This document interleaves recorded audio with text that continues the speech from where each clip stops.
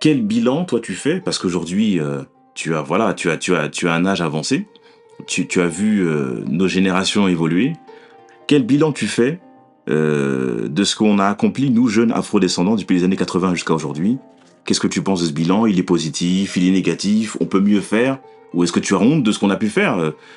Non, Qu'en penses-tu? mitigé. Mitigé. Mitigé. Parce D'accord. que là, c'est. Parce que nous, on a des preuves pour ça. Si j'avais été à l'école, je serais ci, je serais ça. J'ai dit, sinon, il nous a parlé ça dans le cours de l'intelligence. C'est pas seulement les papiers, de savoir écrire ou faire diplôme. C'est pas ça, c'est la tête. Donc, c'est ce que j'ai fait. Bon, je les ai donné un interview sur ça. Moi, je sais que c'est que vous devez faire. Bon, il y en a qui ont réussi, bien sûr, parce que grâce à Dieu, il y en a qui ont. Oui, il y a des réussites, hein. Le Il y a bilan des n'est pas... réussites, on ne peut pas tout ça dans le sac. Mais il y en a beaucoup qui ont traîné trop de pieds. Parce que c'est une chose à laquelle on doit compter sur personne pour faire ça à ta place. Ça, c'est une question simple. Celle-là, le problème de réussir en Occident, beaucoup, ils comptent sur beaucoup de choses. Ça, c'est pas la question de réussir, c'est pas du tout compter sur quoi que ce soit. Vous avez tout à votre disposition, que ce soit les études, que ce soit la santé, tout ça à votre disposition. Jusqu'à 60 ans, tu peux aller à l'école, tu peux faire de formation. Quelle excuse que tu as maintenant que tu n'as pas réussi parce qu'il y a ci, il y a ça? Non. C'est pour ça que nous, on a cette réussite qu'on a aujourd'hui, ceux qui ont réussi. Quelques-uns, il y en a qui ont essayé échoué également. C'est parce qu'on ne doit compter sur personne pour réussir. C'est tout. Et si les autres, on vous a donné, vous avez toutes les dispositions du monde pour que vous réussissiez, si vous ne réussissez pas, ne vous en voulez à personne. Les jeunes qui sont ici, la génération qui sont ici aujourd'hui, beaucoup ils peuvent trouver des excuses. Mais pas, nous, pour nous, on ne peut pas trouver des excuses pour dire qu'ils n'ont pas réussi parce qu'il y a ça, il y a ça. Non, il n'y a rien. Il n'y a rien. Tu dois aller à l'école jusqu'à 18 ans, 20 ans, 5 ans, 25 ans. Tu ne l'as pas fait, quelle raison? Ça, c'est plus le problème des autres. C'est ton propre choix. Parce qu'actuellement, vous avez un trop de choix, donc du coup, on se perd dans les mêmes dans le choix. Parce qu'il y en a, c'est vrai que il y a beaucoup de choses à laquelle ils se sont passées, qui ne sont pas normales, mais on a le droit de se rattraper justement pour faire autre chose. Parce que beaucoup de gens ici, ils ont été orientés pour faire certaines choses à laquelle ils ne sont pas faits pour cela. Mais quand ils se sont rendus compte que généralement l'âge a avancé, les gens ne veulent plus faire en arrière pour faire autre chose. Donc du coup, il y en a qui sont bloqués à cause de certains nombres d'erreurs dans lesquelles ils ont fait. Mais pour moi, en tout cas pour nous, ce n'est pas une excuse. C'est pas une excuse. C'est une excuse, mais ce n'est pas une excuse voilà, pour ne pas réussir. Voilà. Euh, et, papa, est-ce que toi, tu as déjà été, en tout cas dans ta personne, complexé? Non, ça ne fait pas partie de... Non. Mais, Et oui, je te laisse. plusieurs situations, il y a plusieurs situations, il fait que voilà, il essaie de te complexer. Moi, j'ai toujours passé à côté, j'ai dit non, moi j'ai un objectif. Cet objectif-là, rien ne me fera changer. Même si je tombe sur un patron ou un dirigeant qui ferait le maximum pour que j'échoue, moi je contourne. Je contourne sur mon chemin, que ce soit politique ou pas. Ou quand même, hein, politique c'est pareil. Donc moi je ne suis pas complexé. En tout cas, les mots complexés, ça ne fait pas partie de mes vocabulaires. Je ne dis pas que je suis complexé, pas complexé. Moi, j'ai balayé de Robert Delois, j'ai dit non, non, ça, ça fait pas partie de mes plans. Tu as eu une longue carrière dans l'industrie automobile. Est-ce que tu peux nous dire jusqu'où tu as été sur le plan de l'évolution professionnelle? Oui, ça, c'est Dieu merci. J'ai grimpé jusqu'à un maximum des ouvriers à laquelle on place des gens de zéro.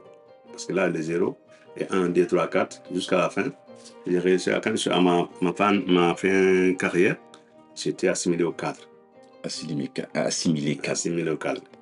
Parce qu'il voulait me passer cadre, mais j'ai dit non. Moi-même, c'est moi-même qui s'est bloqué là. J'ai dit non, mon niveau de connaissances, il s'arrête ici. Parce que quand on n'est plus ouvrier, on peut aller jusqu'à assimiler au cadre, parce que ça, à l'époque, c'est le numéro. C'est le numéro d'assimiler cadre, c'est 215 points. Donc quand tu arrives là-bas, tu es mensualisé. À l'époque, on n'est pas mensualisé tous les mois. On est payé par mois pour un certain nombre de heures à laquelle on le fait. Mais quand tu arrives à assimiler au cadre, on ne te compte plus les heures à laquelle les ouvriers, si tu dois faire 170 heures par mois, on te compte un peu plus. Mais après, tu ne comptes pas. Quand tu viens, bon, en général, on est toujours assidu.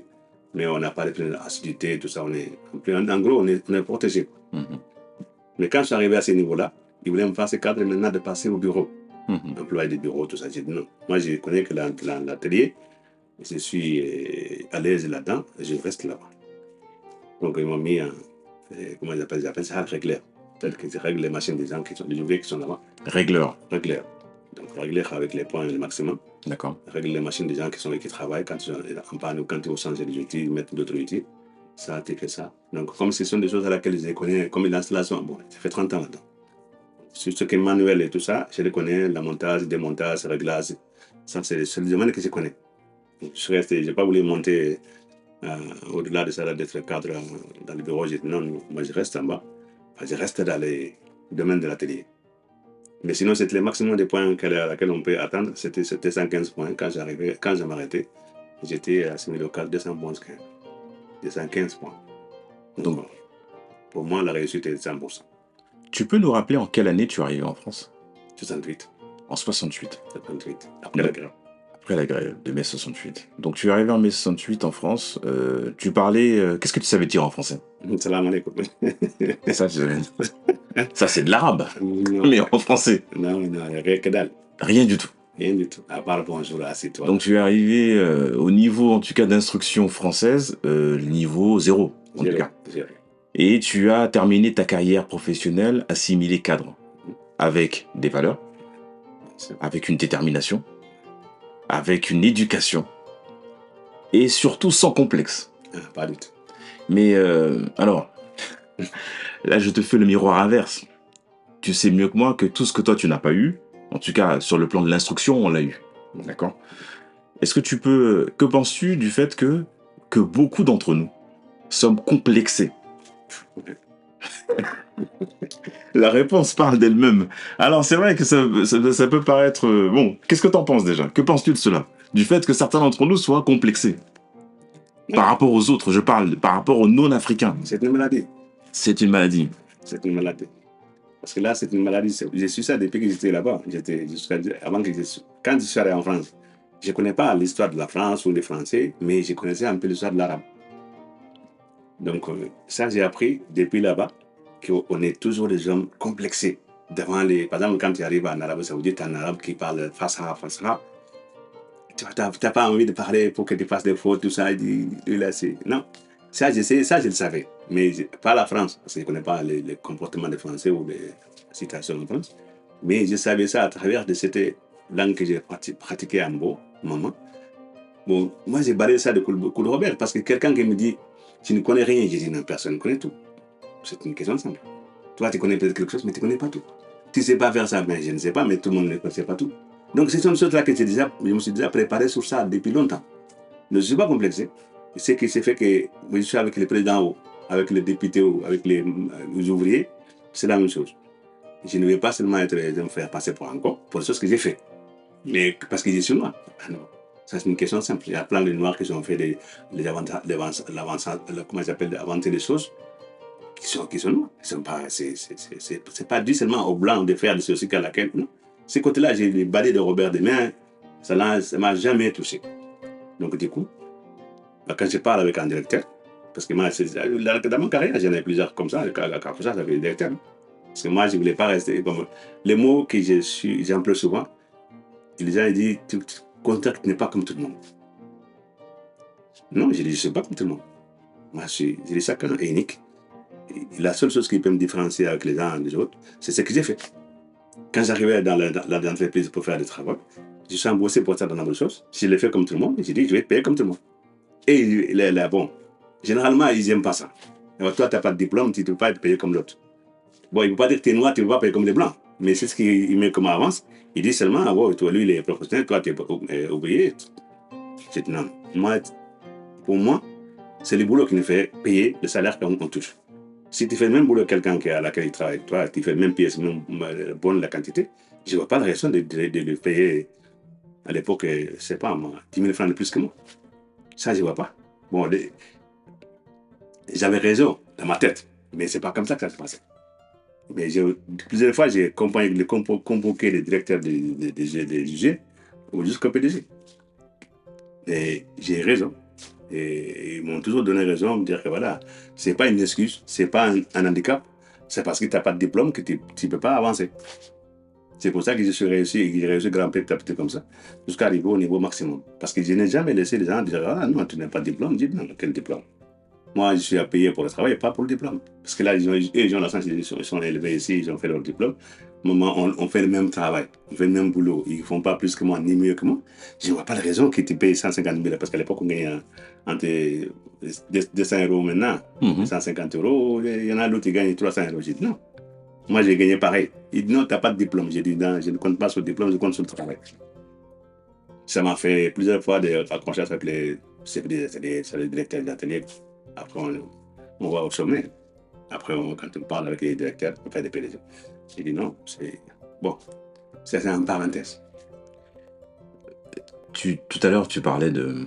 Quand je t'ai posé la question des complexes, bon, on a bien compris que tu étais sans complexe, et c'est tout à ton honneur. Mais si certains nous souffrent de complexes ou sont en mal d'histoire ou en crise identitaire, toute maladie, normalement, il y a un remède. Bien sûr. Quels sont ces remèdes, d'après toi? Parce que c'est le chose que je ne connais pas cette maladie. Bon, donc c'est... Ok. C'est ça qui est problématique. Si tu connais les maladies à laquelle tu étais étant, que tu t'es soigné, tu dis voilà, moi, c'est que quand m'est arrivé, j'ai fait ça, j'ai fait ça. Non, moi, je ne connais pas cette maladie. Parce que cette maladie, je ne comprends pas. Enfin, bon, je comprends ce qu'ils ont ce problème-là, mais moi, je ne comprends pas que je vais me mettre devant qui que ce soit pour dire que je suis complexe. Ça n'existe pas. Alors, ceux qui le sont, rassure-toi, hein, ils ne l'avoueront peut-être jamais. Mais en fait, des fois, comme on dit dans la communication, le non-verbal parle de lui-même. Quand on n'a pas l'ambition de vouloir réussir un projet ou viser un métier, ou qu'on a du mal à pouvoir s'exprimer face à des grands dignitaires, c'est que par quelque part, il y a peut-être un complexe. Hein, en tout cas, c'est l'hypothèse qu'on émet. À quel âge est-ce que tu as quitté le foyer familial déjà? 20 ans. À 20 ans, d'accord. Donc vraiment, tous les pères de famille africaines, en tout cas, hein, je parle de West Afrique, hein, je parle que de ce que j'ai pu connaître, ont quitté leur cocon familial pour aller, entre guillemets, à l'aventure. Et ils l'ont fait très tôt. Mais moi, alors je témoigne du fait que tu m'aies vraiment apporté tout ce qui a fait de moi ce que je suis. Mais j'ai quand même une question. Toi, tu as appris à 15 ans que tu avais un sous-officier dans ta généalogie. Moi, je l'ai appris à 40 ans. 40 ans passés. Et pourquoi cela? Non, parce que le problème principal d'ici, c'est un problème. Hein. Ça, je le reconnais que c'est un grand problème. Moi, là-bas en Afrique, quand l'homme a 20 ans, il est prêt. Il est prêt. Et c'est un homme complet. Accompli. Ici, il faut attendre 40 ans. Pourquoi? Parce qu'il y a plein de facteurs qui font ça. Mais malheureusement, c'est ça la réalité. Moi, à 20 ans, c'est-à-dire que c'est comme les leçons que j'ai déjà faites. Je ne fais que réviser. Moi, par exemple, la relation avec mon père. Pendant 10 ans, après avoir quitté là-bas, de venir ici en Europe, tout ça. Pendant 10 ans, quand j'y vais là-bas, tous les jours, on reste ensemble pendant 2 heures. Pendant 10 ans. Moi, j'écoute, je reste à côté de lui, comme tu l'as déjà vu une fois. Moi, je reste à côté de lui quand on fait la prière le matin. Je reste à côté de lui jusqu'à 8 heures du matin. Après, il me dit, maintenant, vas-y, va faire. Il me libère, quoi. Mais pendant 10 ans, je n'ai fait que l'écouter. Moi, je ne parle pas. Il parle, il m'a donné ce. J'écoute. Mais 10 ans après, on continue sur le même chemin. C'est moi qui discute avec lui. Et lui, il m'écoute. Est-ce qu'on communique tous les jours, on parle. Si tu veux, les leçons que tu as déjà appris à 20 ans, et tu révises. Il y a des choses à laquelle tu n'as pas très bien compris, ça y est, ils sont en place. Corriger, tout est fait. Jusqu'à la dernière année à laquelle il est décédé, c'était en 81. Il est malade, il est venu se soigner à Dakar. Je suis parti de la visite là-bas. On continue le même chemin. Les matins, quand on finit la prière, on reste ensemble, on discute. Jusqu'à que le soleil soit vraiment originaire, à 8h. Après, il me dit, vas-y. Mais le dernier jour à laquelle je dois venir ici, c'était un matin, quand on a fini la prière. Le matin, on reste ensemble jusqu'à 8h30 comme ça. Après, quand il m'a libéré, je suis parti dans le balcon, comme ici. Mais dans le balcon, et de là-bas, tu peux le voir. j'ai vu que ça, il devenait un petit peu triste. Après, je suis rentré, j'ai dit, tu es triste, qu'est-ce qui t'arrive? Est-ce que tu es malade, que tu as mal quelque part? Il m'a dit non. J'ai dit, pourquoi tu es triste? Il m'a dit, non, je ne sais pas. J'ai dit, si. Je vois que tu es triste, pourquoi? Bon, il m'a donné les raisons. Mais je l'ai rassuré en 5 minutes. Parce qu'il s'inquiétait qu'il a beaucoup d'enfants, des neveux. Mais là, au village là-bas, il est presque tout seul. Il a peur que quand le jour va arriver là, à sa mort, il sera tout seul, il n'y a que les femmes qui vont s'occuper de lui. Donc ça lui a rendu triste. Il dit non, ça ne va pas t'arriver. J'ai donné l'exemple précis parce que là, comme je connais un petit peu les versets, tout ça, les hadiths, j'ai dit non, un homme qui est bon, il suffit de demander à Allah SWT tout de suite là. Tu dis, notre Seigneur, j'aimerais bien que telle maman, je sois telle chose. Si tu le fais, ton demande il sera exaucée. Il m'a dit ah oui, et j'ai dit oui, fais ta demande. Oui, il sera exaucé. D'un seul coup, son visage devient rayonnant. Il m'a dit si c'est celle-là, non, tu peux partir. Tu l'as réjoui. Ouais, il m'a dit c'est tout ce qui m'inquiétait maintenant, le reste, il n'y a rien qui manque. Ouais, il a fait ses doigts, il m'a fait des mains. On ne s'est pas revu. Mais quand le jour de son décès, c'était un vendredi, il y avait un gars qui était décédé 3 jours avant. Et bon, tout le monde est venu pour la 3e jour pour faire des bénédictions. Comme il était chef du village, tout le monde est venu. Papi, papa, et moi je dois rentrer chez moi, ils font doigt ensemble, ils s'en vont. C'est-à-dire que tous les villages autour, c'était tous là. On disait à laquelle c'est passé là. Tout le monde était là, quoi. C'est comme ça, en plus, toute la région, ils étaient tous là. Après ça, entre Juma et Asr, seulement décédé. Il n'y a pas besoin d'appeler les gens, venez, ils disent non. Il était déjà sur place. Il était déjà sur place. Parce que je lui ai dit que si tu fais tes doigts, tu seras, c'est tes enfants là qui sont un peu partout là, qui seront là. Ils vont s'occuper de toi. Ils peuvent s'occuper de toi tout seul. Allah va te donner ça. Ce cadeau. C'est cadeau. Mais ces jours-là, tonton Moussa était là. Ils étaient 10. Tous venaient d'un peu partout. Il y en a qui sont venus au Congo, France, tout ça. Ils étaient tous là. Et tout seul, ils peuvent laver, kufna, enterrer. Personne. Ils ont besoin de personne. Mais comme tous les villages étaient là, c'était un grand jour tellement qu'on ne peut pas oublier. Donc, c'est une chose à laquelle on a réussi à faire ça. Mais ici, malheureusement, j'ai dit malheureusement parce que c'est comme ça, on ne discute pas, on discute pas assez. C'est-à-dire qu'on ne communique pas assez. Bon, ça, on peut attribuer ça à qui on veut. En tout cas, je sais qu'on ne communique pas assez. C'est assez question simple. Je l'ai reconnu, j'ai fait partie des gens qui n'ont pas fait, mais beaucoup de nos problèmes qu'on n'a pas su plus tôt ou plus tard, c'est à cause de communication. C'est mon avis. Maintenant, je vais me tromper, mais en tout cas, nous, ce qu'on a fait, nous, c'est pas ça. C'est pas ça. Quand je suis au village là-bas, je ne peux pas faire pas une journée. Tous les jours, j'ai communiqué avec mon père au minimum 2 heures. C'est comme ton copain toute la journée, vous êtes ensemble, on raconte toute votre vie, vous connaissez tous ses secrets, tout ça. C'est pareil qu'on fait. Mais ici, non. Quand tu rentres ici, tu as faim, tu as mangé, ça fait, boum, il va chercher notre palabre, quoi. Mais donc, pour moi, les problèmes de communication, c'est un grand problème. On n'a pas fait ça. Et ça nous a mis un certain nombre de handicaps qu'on a à cause de ça. Bon, c'est peut-être mon analyse n'est pas bonne, mais en tout cas, c'est ce que moi j'ai constaté, quoi. Mais ton analyse, on peut la rejoindre parce que c'est effectivement en communiquant que moi j'ai pu découvrir des informations concernant ma propre histoire, mes propres ancêtres et comment tu es venu en France, pour quelles raisons, dans quelles conditions, qu'est-ce que tu as traversé et quel était ton objectif. Et la question que je voulais te poser, c'est on a parlé du bilan tout à l'heure, du bilan de nous, enfants de la diaspora. Si tu avais su ce qu'on allait accomplir, dans quelles circonstances, est-ce que tu serais venu en France quand même? Oui, on serait venu. Parce qu'à l'époque, en gros, Afrique centrale, je ne connais pas là-bas. Mais là où on est là. Afrique de l'Ouest. Afrique de l'Ouest. L'objectif de l'enfant, quand tu arrives à l'âge de 20 à 25 ans, tu dois bouger. Maintenant, le choix, c'est de savoir de quel côté je vais bouger, qui détermine Mais je ne vais pas y aller en France parce qu'il y a ci, il y a ça. Ces questions-là ne se posent même pas. Ton choix, c'est par rapport à tes racines. C'est là où ils sont installés. Mais tu ne peux pas rester au village. 20 ans, on bouge. C'est-à-dire c'est comme l'école ici, on est formé, on a fini, on dit bon, vas-y. C'est exactement ça. On ne peut pas rester sur place. On peut dire, on ne peut pas choisir aussi.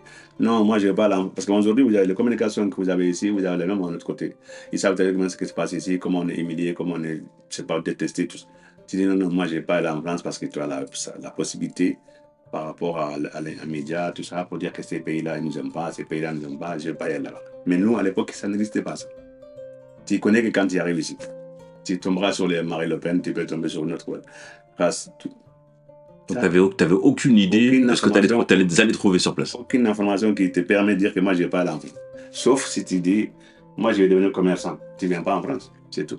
Si tu dis, moi, je vais aller faire ouvrier ou marin, là, tu peux venir en France. Parce qu'au départ, quand on est en France ici, on était obligé de venir à Paris. On était dans les côtes pour devenir marin. Donc, ça a commencé comme ça. C'est après, quand il y a des problèmes ça a changé, que la vie a changé, qu'il n'y a plus de bateaux, il y a des avions, tout ça, qu'on est rentré à l'intérieur. Sinon, on était sur les côtes. Mais on n'a pas cette idée de dire que je ne vais pas aller en France, je ne vais pas aller aux États-Unis. Non, non, on doit bouger.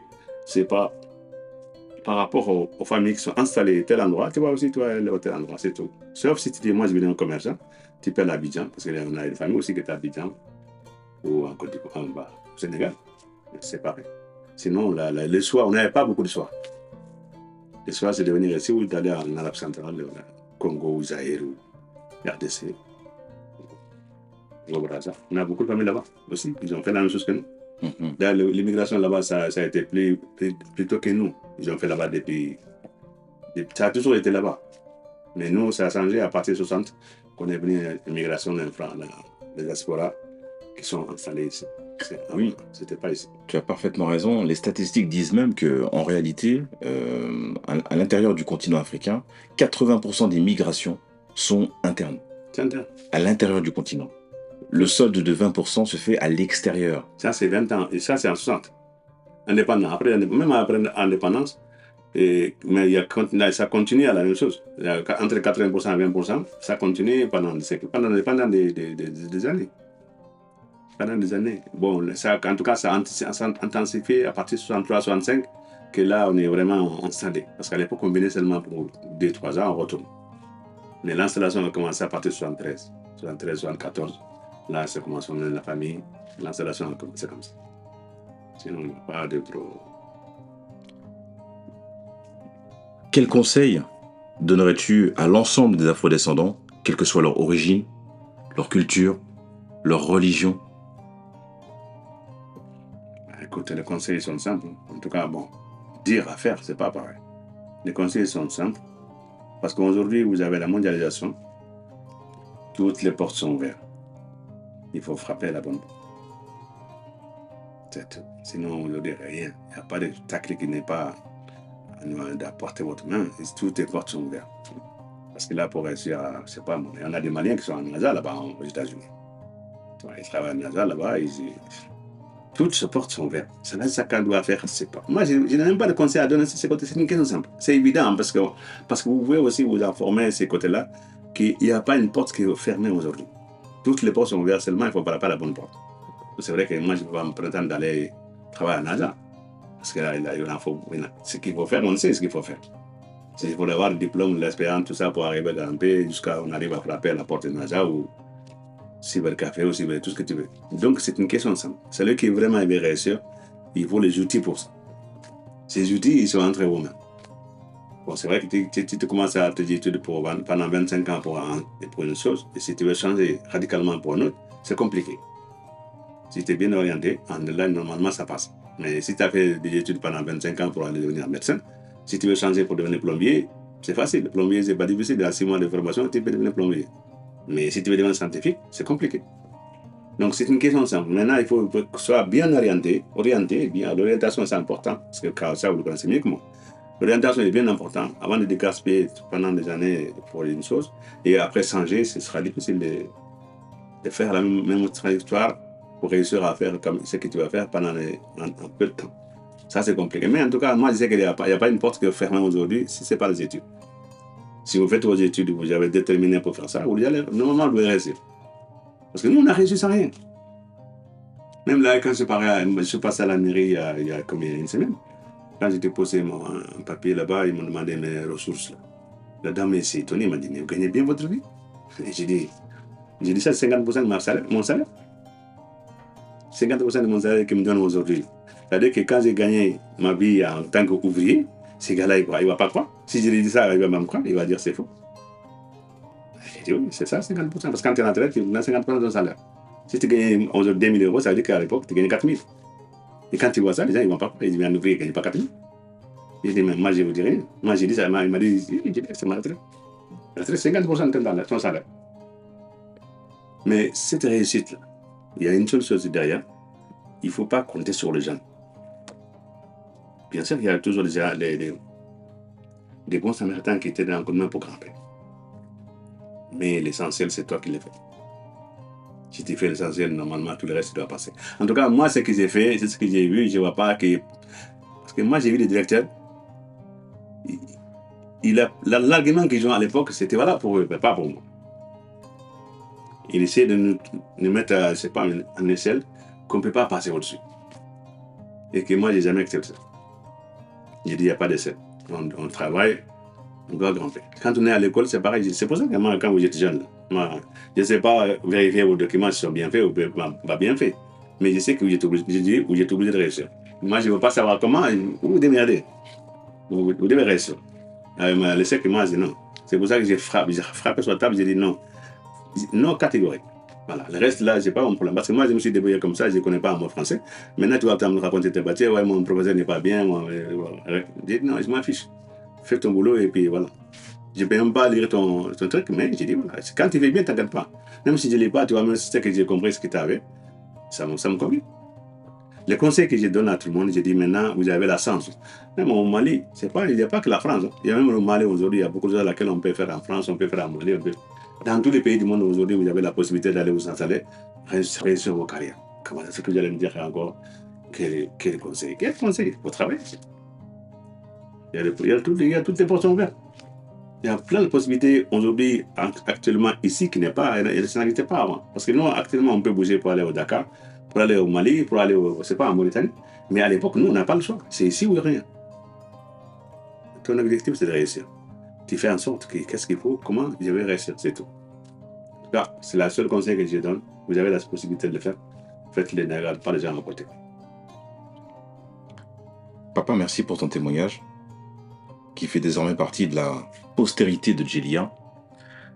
Donc ce podcast, en fait, il vise à interviewer des personnes qui ont, comme je l'ai dit en introduction, une caution académique.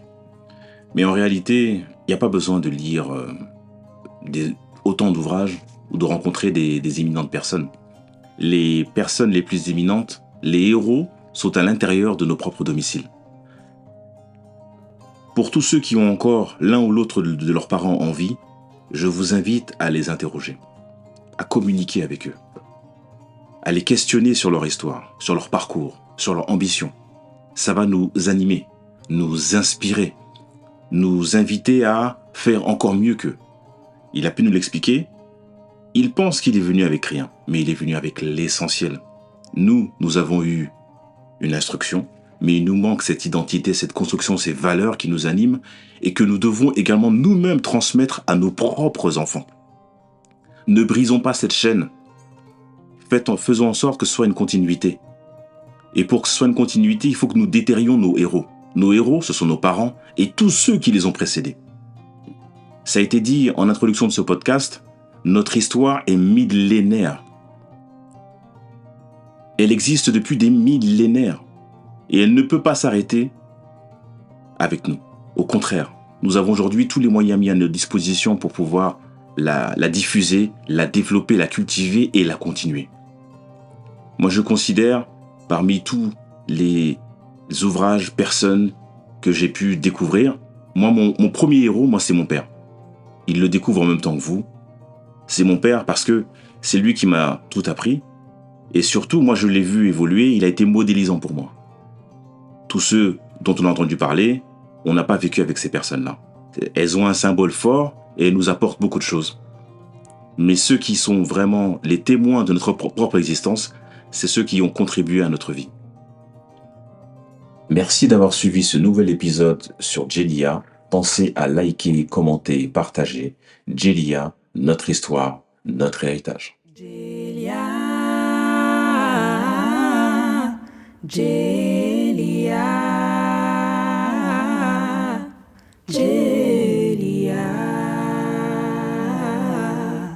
Djelia.